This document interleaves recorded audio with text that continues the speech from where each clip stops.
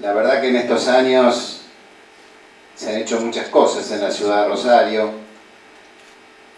Una década es un número redondo, 10 años, tiene una fuerte carga simbólica y por eso hemos decidido aprovechar esta circunstancia fortuita para relanzar, como decía Jorge, el presupuesto participativo este año, haciendo un balance de todos los logros de esta década pasada, pero fundamentalmente pensando en el futuro, en los próximos años, en la próxima etapa.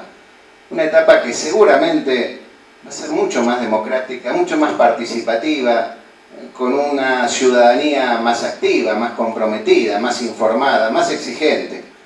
Porque de alguna manera, entre todos, hemos logrado ese objetivo, ese resultado, que era justamente promover la participación y la democracia local, generar una cultura de participación, una cultura ciudadana de compromiso con la ciudad.